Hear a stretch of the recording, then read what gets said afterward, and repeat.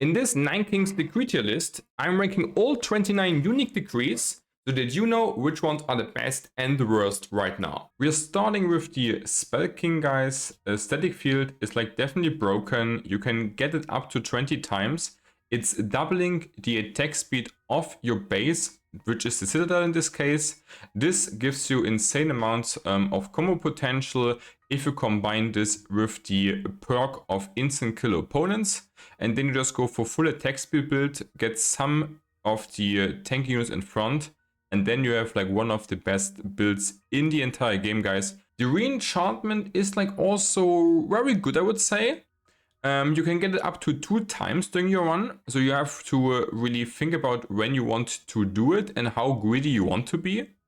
It will give you double amount of all buffs on the field, so you can basically enhance your combustions, Midas or steel codes, for example. This has huge scaling potential because you can do it 2 times, so you can kind of get 4 times the amount of the stacks you already have. So that's definitely also really good in the mid to late game, especially also for high endless mode runs, and just pretty good for the Spell King also. Yeah, and then we have also like the Abracadabra, which, yeah, honestly, it's not doing much. I will rate this bad, I think, because there are worse ones in the game. It has some value because your opponents having at the start of every turn basically a 10% chance of turning into frogs, and the frogs are basically doing nothing. So you kind of can get rid of 10% on average of the opponents. Yeah, that sounds kind of cool, honestly. The frogs looking super fun, but it's really RNG. There are a lot better decrees you can get, and that's why it's not really what you want to see. But it's definitely a fun one. And then we have also here the Glass Staff. The Glass Staff is actually giving all your wizards 100 attack damage. You can also scale them up on top, but as a negative effect, you also lose all HP till down to 1. So it's not really a bad thing that your stuff gets only 1 HP, because they are squishy as fuck anyways, and you need steel codes to make them survive anyways. So the HP doesn't matter. Getting 100 attack speed is quite good, but it's also not really further scaling. It's just giving you some tempo spike, and there are usually better units and better builds to build in general, but it's definitely not bad. You can play this for sure if you also miss like the other better decrees. So definitely a decent run to get. And then we have the Spire Mania left for Spell King. So the Spire Mania gives you more beams on the spires. The spires are in the early to mid game especially quite good. But I feel like also healing is just not really what you want. Because then you will have like really long fights. You will have really need to spend a lot of time to make your runs. And also once the opponent's just one-shotting your dudes, it's kind of useless.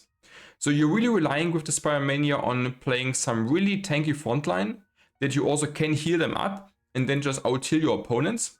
So I think it would be more of a meme build, honestly, which can be fun for some runs, but not so strong in general. Next up, we have the King of Greed decrees. So first of all, we have the one which is basically giving us the Midas touch stacks to our units. I kind of have to rate this dog shit, guys, honestly. Like, it's not really great, because usually you don't want this early on, also not later. They're like way better decrees to get, so just don't pick this shit, guys. We have here the Thieves, actually, decree called Scimitars. You are getting to all your Thieves a guaranteed crit chance. So the Thieves are starting at like 20% crit. That means you gain 80%. This is basically worth like 4 decrees in one, but it's only to the Thieves. So I don't like this so much, because the Thieves are not a good scaling unit. They're good early game, but falling off really fast. So it's really not worth to invest into the Thieves so much in general. This can only really work on low difficulties, guys. But the more you play and the more higher difficulties you gain, the worse this will get. So it is more useful than our dog shit tier, but really nothing we really want to pick, guys. The insurance is like definitely decent. You can make some interesting combos. you can also pick this actually up to 20 times. So you can stack this massively if you want. It is still like, I think it's a fun decree to pick, guys. But it's not scaling so well because it is basically a decree which wants to scale with massive amounts of units. But there's one problem in the game right now. If you go for mass unit builds, the game will crash quite fast and get heavy lag. So it's not really nice to play at the moment. But if the game would get better performance on huge amounts of units, then this could be pretty fun just to scale also in money just while your stuff is dying. And then we have like the two good ones to get money out of greed, which is first the salvage. I think it is still not very good, honestly, because it's still kind of slow. So I'm rating this here decent. So the salvage you can pick up to 3 times. And each time you pick it, you get 3 times the amount of value of cards thrown into the well. So usually you get 9 gold for throwing cards away. Pick this once, you get 27. Pick this twice and it's like 80. And pick this like 3 times and you get 270 gold per card thrown away. The downside is you need to invest 3 decrees for it. Which means it's only really good with a huge build or if you are playing low difficulty, because elsewise it's too slow. But it's definitely really fun to make really a lot of amount of units. Also with this, with mercs for example, and just to gather each turn a really good amount of money into your bank. And if you combine this with the bargain on top, which I would also rate decent because they're like kind of going together. The bargain you also can get up to 3 times. And then the cards in your shops will get reduced cost. So if you pick this like 2 times, then your cards in the shops are like really costing only like 1 to 2 gold and then scaling up the more you buy.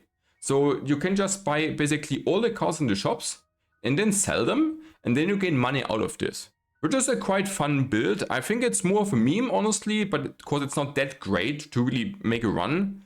But it's definitely a really fun build, guys. So go and get it. Then we have next the King of Blood ones. Let's start with the Embalming, maybe. I think the Embalming is definitely very good. I don't think it's quite broken, honestly. You can pick this 1 time. And then each time you kill an opponent, you have a 10% of actually turning an imp which fights for you out of the opponent killed units. So this is really good scaling, but not so great in the early game because you need first to be strong to kill the opponents. And then you can just spawn a lot of fuckers out of this, which is scaling up with you. So really good just for also long runs.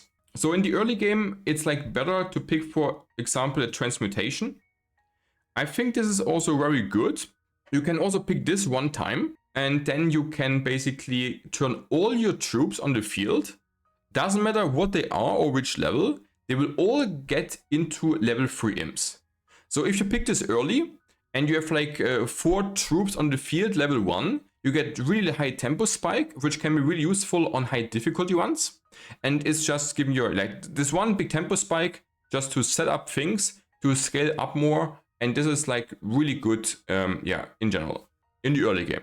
Evil Pact, you can also pick up to 3 times. The Evil Pacts, I would also honestly rate very good for blood, because this is basically Pagoda build. So if you play Pagoda, you can pick Evil Pact, then you get more imps out of your Pagoda. So you want to have really high level Pagoda in order to get even more value out of the double imps. And then your Pagoda with the extra imp spawns will just make a really good amount of damage onto your opponents. So that's for this specific build very good. If you don't play Pagoda build, this is obviously not a pick, but can work out pretty well if you get a really fast start. So then we have the Covenant. The Covenant, yeah, I think it's decent. The Decree itself is like quite good because it's doubling your Demon Altar stats. The sad thing is the Demon Altar itself is not so great. That's why I kind of have to only rate this decent. And then we have the Fireworks left. You can pick this up to 2 times. It gets more damage and area onto the bombers.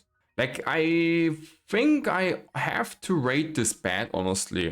Like, but let me say some things about this. So the bombers are really strong on low difficulty. Because then you can literally just bomb down the whole board and then you easy peasy win your run.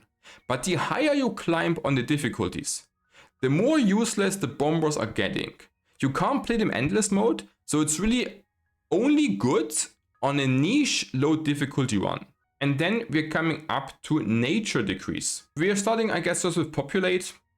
The populates, I feel like, is either broken or very good. Like, I feel like it's probably just very good, but maybe also close to broken. You can literally get double the amounts of units which you put onto the board. So if you put like a boar onto the board with this, then you simply gain double the amount of boars. If you put a farm on the field, then you get also more out of this. You can combine this with procreate to get, instead of 9, 18 units per procreate. And this makes a really good scaling in general. Yeah, and talking of procreates, guys, you have also the fertility, which you can pick up to 3 times. And you can get 3 procreate cards into your hand. This is really high tempo and really good together with the populate. And that's why I kind of have to rate this also very good, honestly. Like, if you need tempo and high difficulty runs, this is also really good. But even also just on endless mode runs, it's definitely also worth to pick in combination with the populate. I think on its own, it's not good enough. Then we have double the amount of healing of your trend. I honestly never really played this because I never felt like I need this. I think this should be rated also bad. Like, there's one issue with the thing. Like, the good side is that double the healing is actually pretty significant, because then your frontline is dying less often.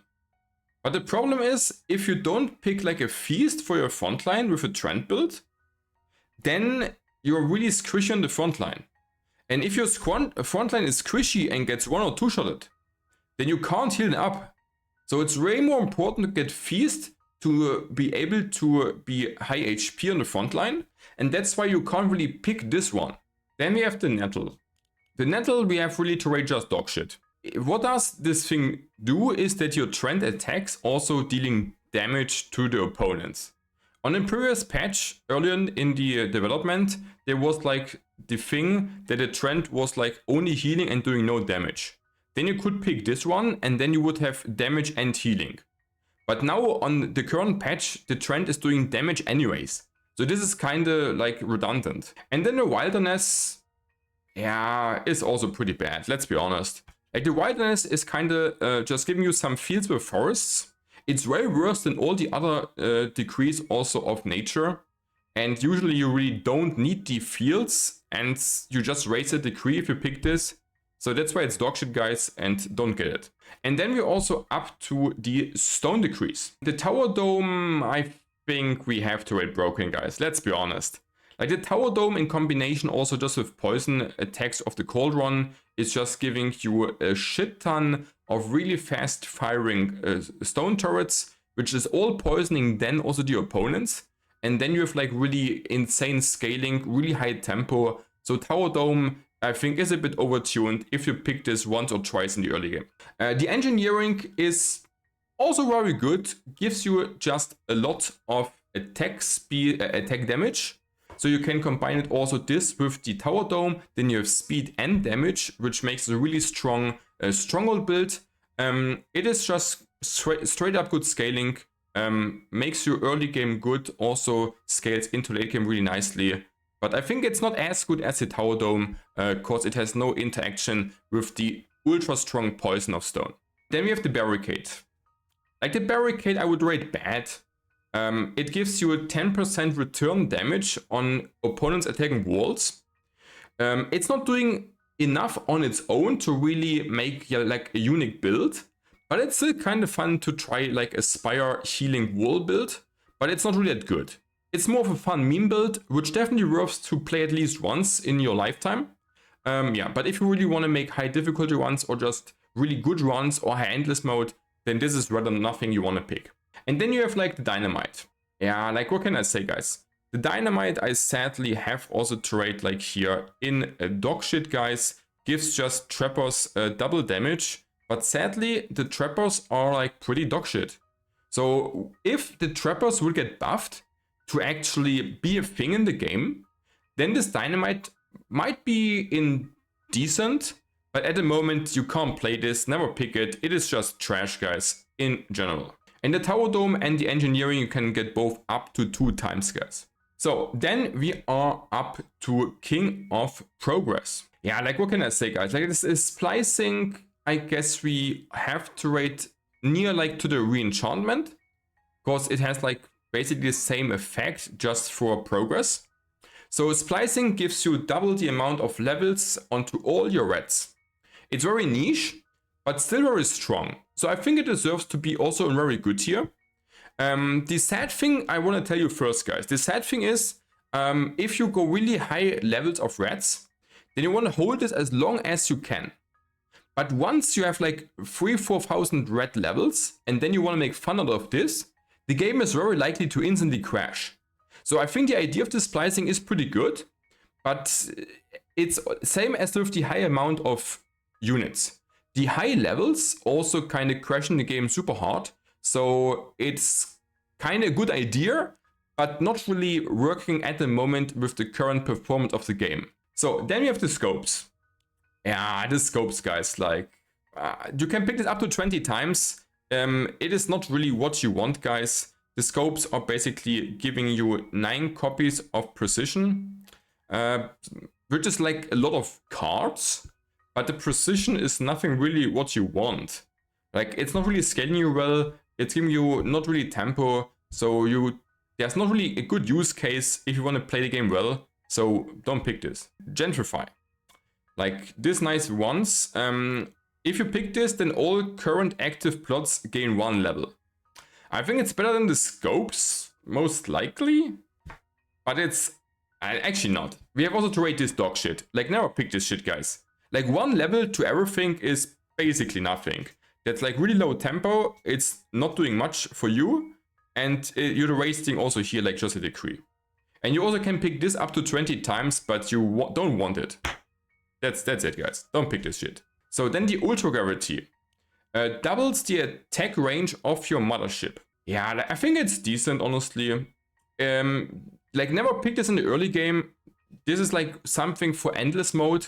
If you already instant kill all your opponents, then this is fine to pick.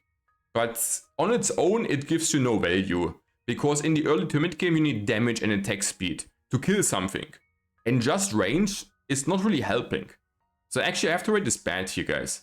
Because even in the late game, you don't really need it. But it's still kind of maybe a bit better than these ones. And then last but not least, we have the Frankenstein. Converter towers summoning bombers instead of lab rats. It is kind of fun, honestly. I kind of rate this, I think, high bad. Because it's also nothing really what you want to play. It's not something good, but also it's kind of fitting this meme fun build runs, where you can definitely make fun just to create bombers out of the converter units. But it's not really a good one, guys. Here's a tier list. Sub the channel if you want to see more guides also. And thanks a lot.